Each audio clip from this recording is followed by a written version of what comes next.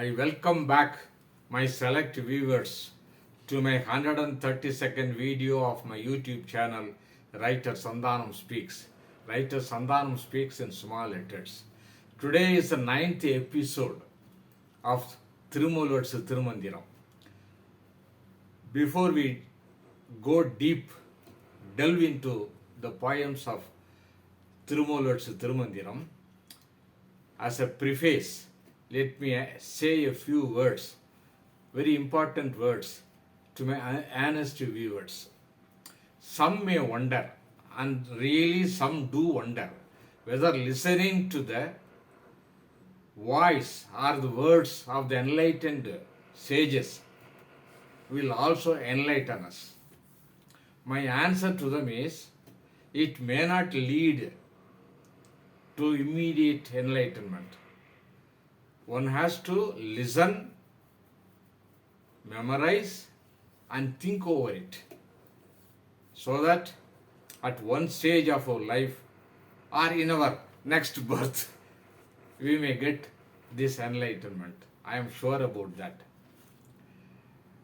These words of these enlightened people are like the name board you find on a crossroad of a big junction, pointing out our destination. The most important thing is we have to walk, make our walk, our own walk in that direction. Now, coming to the poems proper.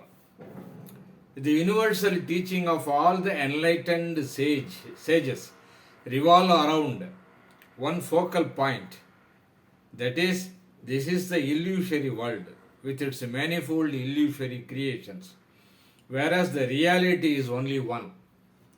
There is an in-between blockade which separates the two. This, in Vedic language, is called Maya, an enchanting power of Brahman, the reality, the ground of all creations. Maya has two qualities. One is called Avarna Sakti, the hiding power or ignorance, and the other is called Vikshaba Sakti, that is superimposition or false appearance, an offshoot of ignorance. As I had explained in my previous episode 3, it was the intention of him with the capital H, to create this universe out of this illusory Maya, to keep his creations moving and play with them. As an extension of this episode 3, I have now taken up two other poems of Thirumoolar, who explains the characteristics of this all-pervading Maya. The first poem, Manamayai Mayai. இம்மாயை மயக்க மனமாயை தான்மாய மற்றொன்றில்லை, பிணை மாய்வது இல்லை, பிதற்றமும் வேண்டாம், தனை ஆய்ந்திருப்பது தத்துவம் தானே. The translation: mind is the only illusion which once self-destroyed, illusion too dies, no other instrument required. There is nothing else to die. Do not prattle. Enquiring into oneself is the only philosophy subtle. In the first sentence, the cause of illusion is pointed out as the mind, which is also its seat. In the second sentence, it is pointed out, mind is its own weapon to destroy itself. In the third, the poet cautions those who differ not to prattle. In the final fourth sentence, Thirumoolar gives a solution to escape this Maya. The solution is self-enquiry. The signature tune of another sage, Sri Ramana Maharishi. One might wonder as to how the mind, a synonym for Maya, could indulge in self-enquiry, which leads to its own destruction. Never mind, say the sages, who point out sometimes a villain indulges in self-introspection over his misdeeds, leading either to his suicide or to his turning a new leaf. Further, sages like Thaimanava says that this mind by self-enquiry returned to its original birthplace, namely primordial consciousness, and loses itself with its originator, losing its name and form finally.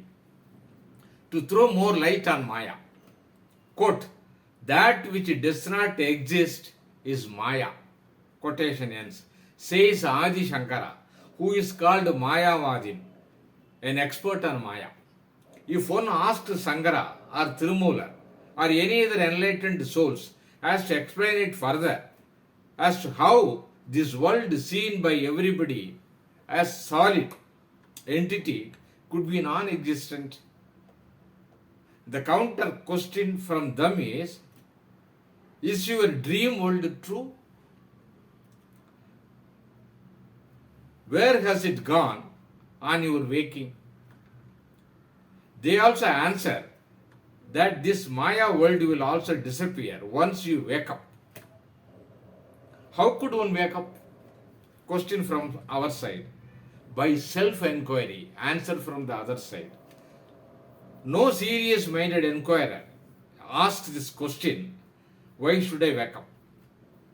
As he sees in this transient world, old age, disease, death, and all rolled into the great sorrow. If only one stops and stares at this world, he cannot but come to the only conclusion that this ephemeral world is ever changing and nothing is permanent in this world. This ever changing phenomenon is termed by sages as illusory and hence Maya. Even William Shakespeare, who is otherwise a worldly person, in his play The Tempest, supposedly written as the last one in his ripe age, compares this world to a dream. These are his exact words. We are such stuff as dreams are made on, and our little life is rounded with a sleep. Let me take up another related poem on Maya by Thirumoolar. மாயை மறைக்க மறைந்த மறைபொருள் மாயை மறைய வெளிப்படும் அப்பொருள் மாயை மறைய மறைய வல்லார்க்கு காயமும் இல்லை கருத்தில்லை தான் அன்றே. Translation. While Maya spreads its wheel, the reality is concealed. When Maya vanishes, the reality emerges out. On Maya vanishing, sages too are freed. Neither they have bodies nor views as guide. While the first poem explains the power of Maya, this one describes the post-mortem of mind, the vehicle of Maya. The first line toes the preceding poem, that is, the illusory Maya is interested with the power of concealing the reality. The second one states, if the illusion disappears, the reality concealed so far is revealed. The third line explains the benefit. Deprived of illusion, in this case ignorance, the former ignorant man becomes the present human sage. The final sentence is significantly esoteric, which only the sage could explain fully with his wisdom. Listen carefully. With the disappearance of illusion, the body too disappears for the sage. How is it possible? One may again wonder.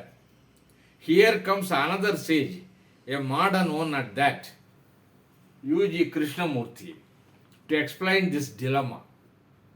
Quote, thought only creates the body.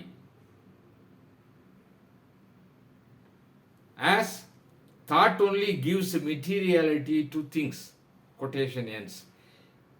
In the case of the sage, his thinking mechanism comes to a halt, and the entity, the thought that feels the body, is absent. Hence, there is no body consciousness for the sage.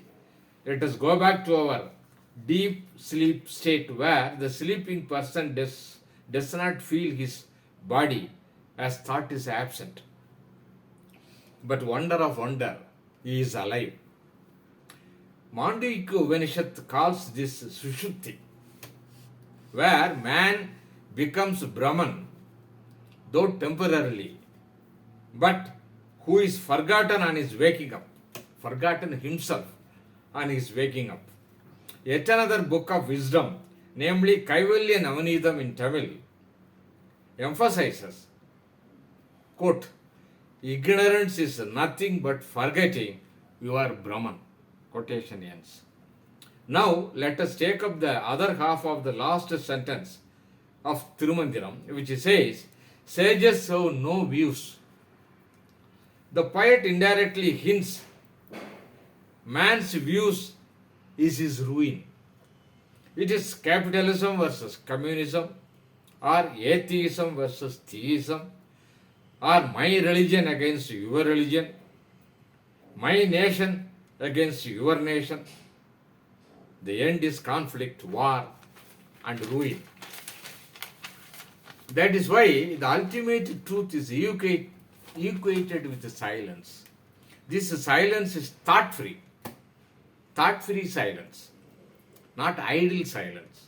No other created things on earth or in starry heaven have views excepting poor human beings. The interpretation of these Maya-related poems could not be stretched further by my limited intellect.